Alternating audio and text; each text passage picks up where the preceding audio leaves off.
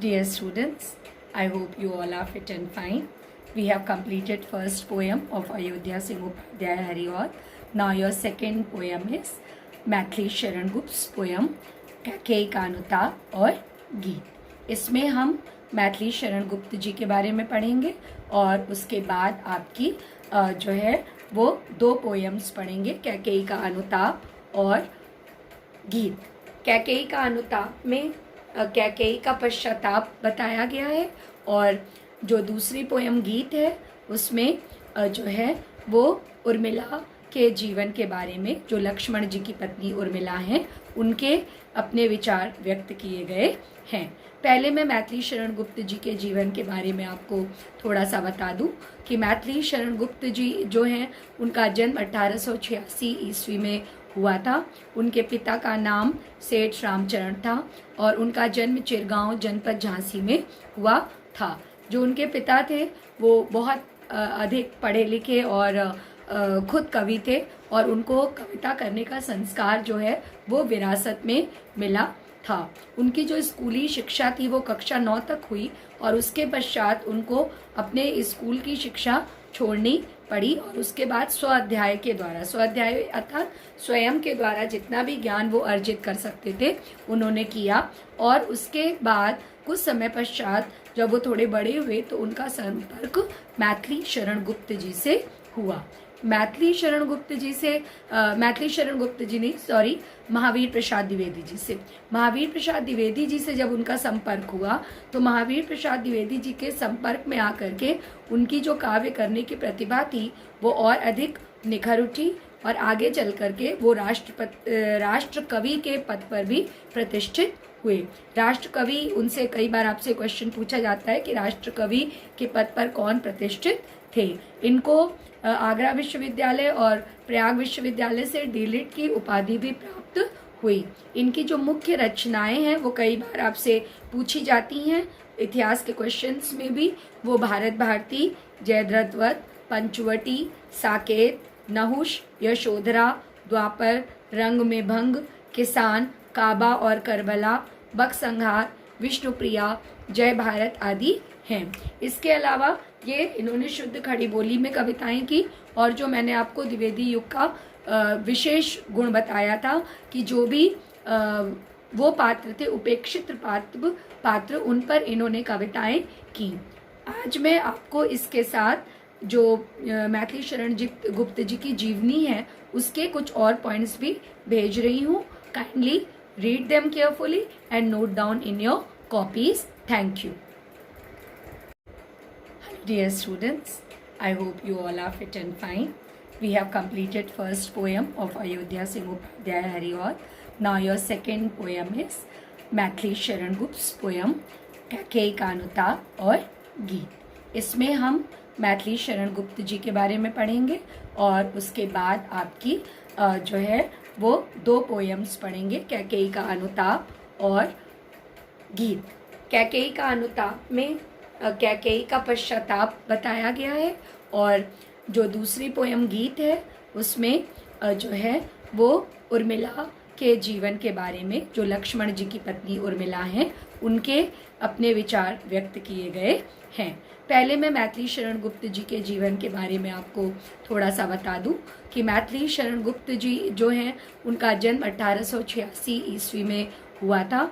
उनके पिता का नाम सेठ रामचरण था और उनका जन्म चिरगांव जनपद झांसी में हुआ था। जो उनके पिता थे वो बहुत अधिक पढ़े लिखे और खुद कवि थे और उनको कविता करने का संस्कार जो है वो विरासत में मिला था। उनकी जो स्कूली शिक्षा थी वो कक्षा 9 तक हुई और उसके पश्चात उनको अपने स्कूल की शिक्षा छोड़नी पड़ी और उसके बाद स्वाध्याय अर्थात स्वयं के द्वारा जितना भी ज्ञान वो अर्जित कर सकते थे उन्होंने किया। और उसके बाद कुछ समय पश्चात जब वो थोड़े बड़े हुए तो उनका संपर्क मैथिली शरण गुप्त जी से हुआ। महावीर प्रसाद द्विवेदी जी से। महावीर प्रसाद द्विवेदी जी से जब उनका संपर्क हुआ तो महावीर प्रसाद द्विवेदी जी के संपर्क में आकर के उनकी जो काव्य करने की प्रतिभा थी वो और अधिक निखर उठी और आगे चल करके वो राष्ट्र कवि के पद पर भी प्रतिष्ठित हुए। राष्ट्र कवि, उनसे कई बार आपसे क्वेश्चन पूछा जाता है कि राष्ट्र कवि के पद पर कौन प्रतिष्ठित थे। इनको आगरा विश्वविद्यालय और प्रयाग विश्वविद्यालय से डीलिट की उपाधि भी प्राप्त हुई। इनकी जो मुख्य रचनाएं हैं वो कई बार आपसे पूछी जाती हैं इतिहास के क्वेश्चंस में भी। वो भारत भारती, जयद्रथवत, पंचवटी, साकेत, नहुष, यशोधरा, द्वापर, रंग में भंग, किसान, काबा और करबला, बकसंहार, विष्णुप्रिया, जय भारत आदि हैं।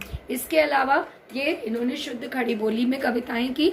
और जो मैंने आपको द्विवेदी युग का विशेष गुण बताया था कि जो भी वो पात्र थे, उपेक्षित पात्र, उन पर इन्होंने कविताएं की।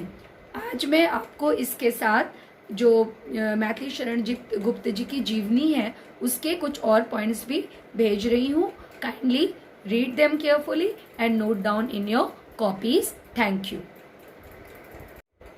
Hello dear students, I hope you all are fit and fine. We have completed first poem of Ayodhya Singh Upadhyay Harior. Now your second poem is Maithili Sharan Gupt poem Kaikeyi का अनुताप और गीत। इसमें हम मैथिली शरण गुप्त जी के बारे में पढ़ेंगे और उसके बाद आपकी जो है वो 2 पोएम्स पढ़ेंगे, कैकेयी का अनुताप और गीत। कैकेयी का अनुताप में कैकेयी का पश्चाताप बताया गया है और जो दूसरी पोएम गीत है उसमें जो है वो उर्मिला के जीवन के बारे में, जो लक्ष्मण जी की पत्नी उर्मिला हैं उनके अपने विचार व्यक्त किए गए हैं। पहले मैं मैथिली शरण गुप्त जी के जीवन के बारे में आपको थोड़ा सा बता दूं कि मैथिली शरण गुप्त जी जो हैं उनका जन्म 1886 ईस्वी में हुआ था। उनके पिता का नाम सेठ रामचरण था और उनका जन्म चिरगांव जनपद झांसी में हुआ था। जो उनके पिता थे वो बहुत अधिक पढ़े लिखे और खुद कवि थे और उनको कविता करने का संस्कार जो है वो विरासत में मिला था। उनकी जो स्कूली शिक्षा थी वो कक्षा 9 तक हुई और उसके पश्चात उनको अपने स्कूल की शिक्षा छोड़नी पड़ी और उसके बाद स्वाध्याय अर्थात स्वयं के द्वारा जितना भी ज्ञान वो अर्जित कर सकते थे उन्होंने किया। और उसके बाद कुछ समय पश्चात जब वो थोड़े बड़े हुए तो उनका संपर्क मैथिली शरण गुप्त जी से हुआ। महावीर प्रसाद द्विवेदी जी से जब उनका संपर्क हुआ तो महावीर प्रसाद द्विवेदी जी के संपर्क में आकर के उनकी जो काव्य करने की प्रतिभा थी वो और अधिक निखर उठी और आगे चल करके वो राष्ट्र कवि के पद पर भी प्रतिष्ठित हुए।